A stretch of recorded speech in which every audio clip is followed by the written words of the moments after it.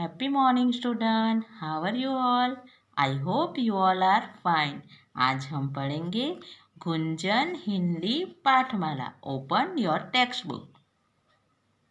Number 47. Poem number 7. बादल.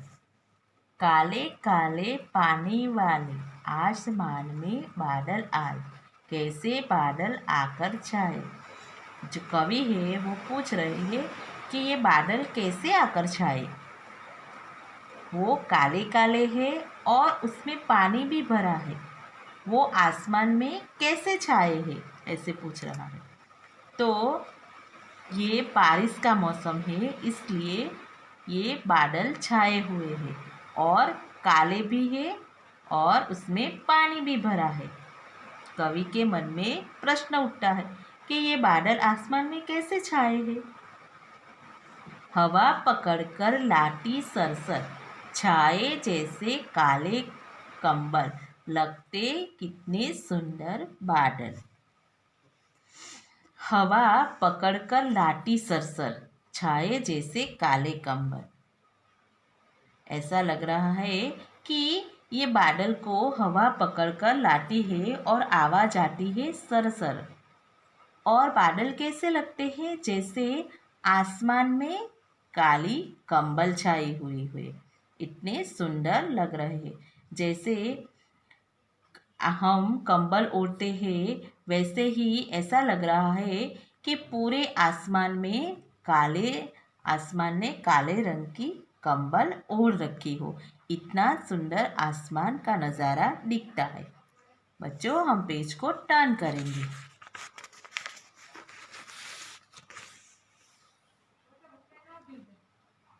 पेड़ों जैसे भेड़ों जैसे, लगते जैसे चलते घोड़े, बन जाते हाथी के जोड़े. वो आसमान में हम जब देखते हैं तो बादल का कोई ना कोई आकार दिखता है. हम कभी कभी आसमान में देखते हैं तो लगता है जैसे आसमान में कोई पेड़ जैसा बन गया है बादल का आकार. कभी लगता है कि भेड़ों जैसे लग रहा है, तो कभी ऐसा लग रहा है कि घोड़े दौड़ते हुए जा रहे हो, तो कभी हाथी के जोड़े जैसे दिखता है. आप आसमान की ओर नज़र करना और ध्यान से देखना, तो आकाश में जब बादल छाए होते हैं ना, तो उसका कोई ना कोई आकार जैसा दिखता है. कभी हमें फ्लावर जैसा दिखता है, तो कभी हमें एनिमल जैसा दिखता है, तो कभी हमें बर्ड जैसे दिखते हैं. ऐसा ये बादल का आकार हमें दिखता है. तो कवि को भी ऐसा लगता है कि ये जो बादल है उसका आकार कभी कभी पेड़ों जैसा दिखता है, तो कभी भेड़ों जैसा, तो कभी चलते हुए घोड़े जैसा, तो कभी हाथी के जोड़े जैसा आकार बादल का दिखता है. नन्हे जलकर गए बाष्पन, उसी बाप से ठंडक पाई. ये नन्हे जलकण हैं वो कैसे बने हैं, बाप से बने हैं. आप जानते हो ना कि गर्मी के मौसम में बहुत गर्मी पड़ती है, तब समुद्र का पानी गर्म हो जाता है और उसकी भाप बनकर वो आसमान में जाती है और वही बारिश बनकर, नन्हे जलकण बनकर हमें अभी ठंडक दे रही है. ऐसा कवि कह रहे हैं कि जो कभी बाप बना था वही आज हमें ठंडक दे रहा है. बादल बरसे बरखा आई, करते गड़गड़ बातें बड़बड़.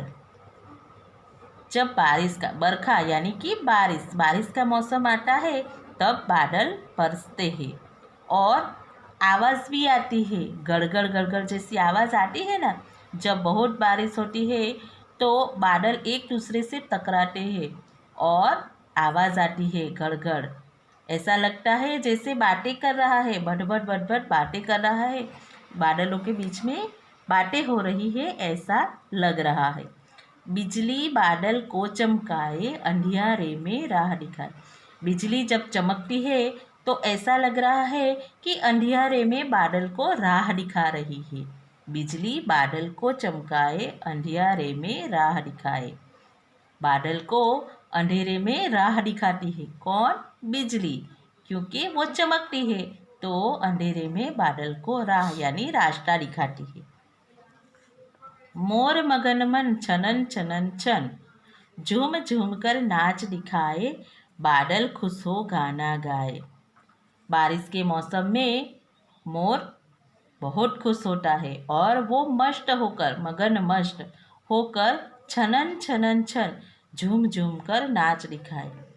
आप कभी खेत में गए हो तो आपको देखने को मिलेगा कि बारिश के मौसम में मोर अपने पंख फैलाकर खूब नाचता है और खुश होकर बारिश को बुलाता है और आवाज़ लगा लगा कर झूम झूम कर नाचता है।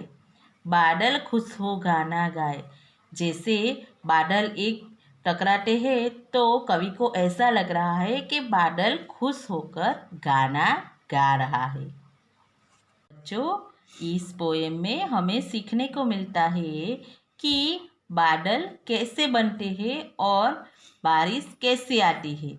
तो ये बादल है वो गर्मी के मौसम में समुद्र का पानी जब गर्म हो जाता है तो उसकी भाप बनती है और भाप जो उड़कर हवा में जाती है और वही आसमान में बादल बन जाते हैं और बारिश के मौसम में वही जलकण बनकर बरसते हैं। Thank you.